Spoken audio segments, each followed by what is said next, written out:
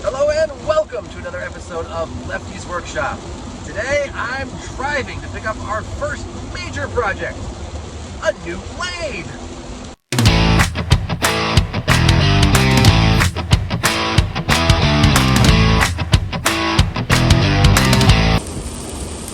As you can see, I picked the best day to possibly do this. It is horrible weather here in New England, but you know, when the worms and birds catching them and such, I don't remember what it is, but yeah, haha!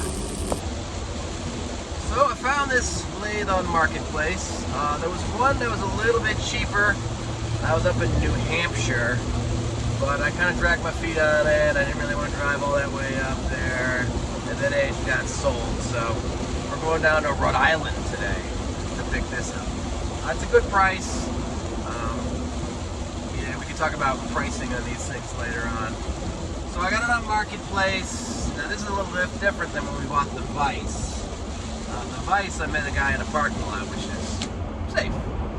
This I'm going to a guy's house, which is, you know, what our parents told us not to do. You know, don't meet people on the internet at their house. And here I am, not only meeting someone I met on the internet at their house, I'm giving them money. Seems kind of counterintuitive, but new lathe! Hey look, it's New Bedford, the fishing capital of New England. More fish are caught here than I really don't have any idea. New Bedford.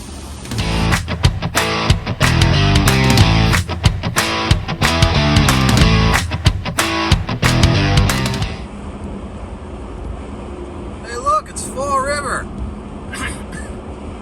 Now Fall River gets kind of a bad rap, but you know, it's not a bad city. They got some good food, good restaurants, and then right up here, as we round this little bend, you're gonna see, the light would be focusing on it, right down there is the USS Massachusetts. You kind of barely see it right there. This is one of the most wicked cool museum ships I've ever seen. You can walk all the way through it. It's a lot of fun. So go check out the USS Massachusetts.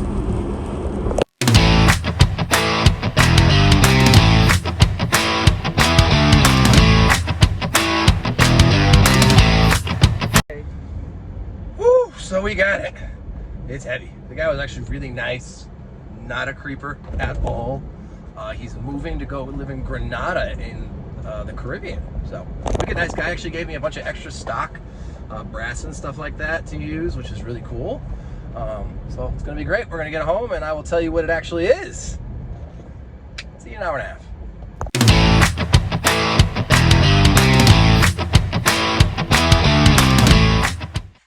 Hi.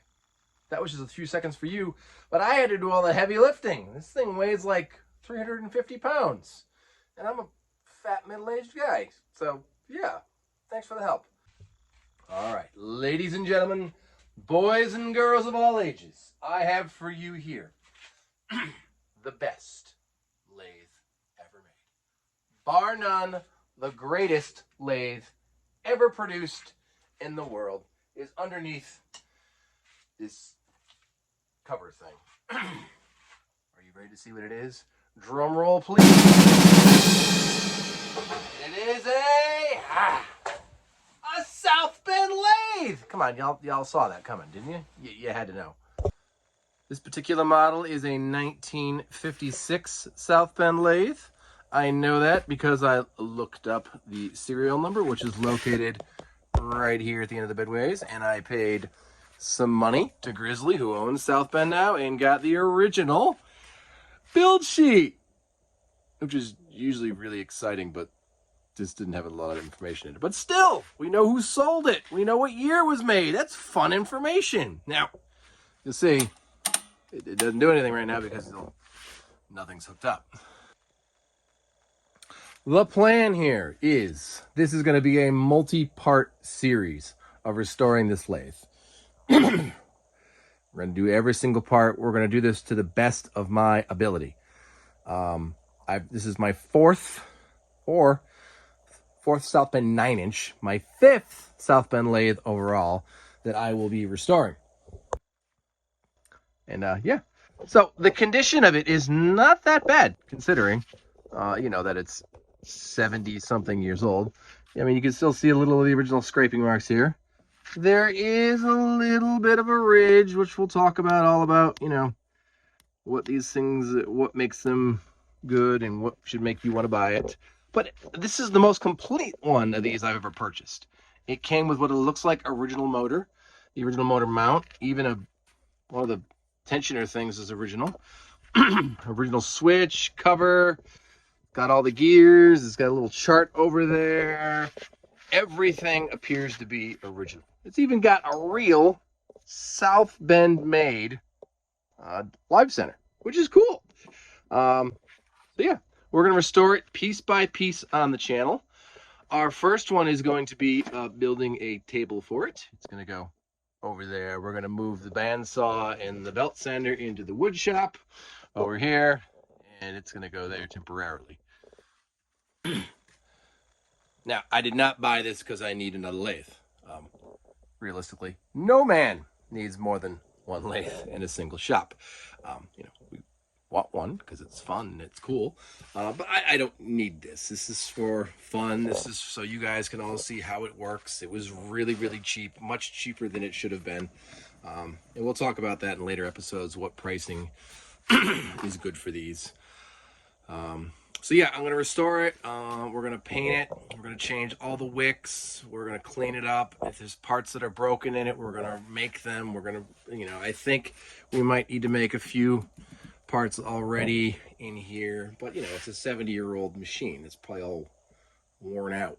We're going to replace the bearings in the motor. It's certainly going to get a paint job. We're going to make a table for it in this episode. And put it all together and run it and use it. And then at the end of all that, I'm going to sell it, and if you want one of you can buy it. These are the original legs that came with it. They're certainly not factory. They're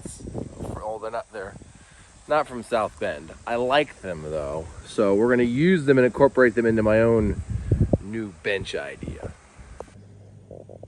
And this was the top of the bench. I want something a little wider than that, so we're going to make something. Yeah. So before we go over to Lowe's and get some wood to make the top of the table, we're going to apply some citrus strip to these to get them working and see how it goes. So these are all coated in citrus strip. I remember somebody telling me that sunlight makes citrus strip work better. I don't know if that's true, but we'll find out in a little bit. Ooh, look at this. In just a short amount of time, this has done some good. All right, I think we're gonna put it on a tarp and clean it up.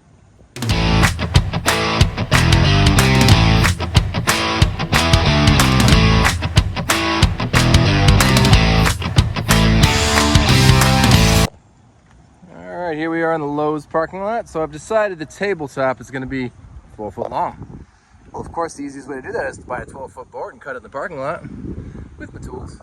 Also, I've noticed that when you buy paint, particularly spray paint, I could buy one can this week and next week it either is not going to be there, or the color that you buy that says it's the same is completely different. So I buy all I think I'm going to need at the same time. So we have here the saw we fixed a few weeks ago. See if I can actually cut it.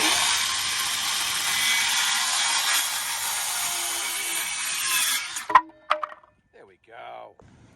Now, the 4-foot board, it's already cut to size, and it fits in a pickup truck bed. Win-win. So here's the bench, all cleaned up. The paint legs have been stripped, repainted. I sanded down and cleaned up that little board. I'm kind of just on the edge now about what I'm going to do with the top. I was going to make my own top, but I cleaned this up a little bit, and I really like this. I think it's oak, old school wood. So I might clean that up and see what it looks like, and I might go with that. So that's all for this week. I'm actually going to be taking my kids out to a baseball game in a little bit. Go Gatemen. So we'll see you next week with something new, or we might have some lathe content. I haven't decided yet. But please remember to like, subscribe, and share, and thanks for watching. See you next week.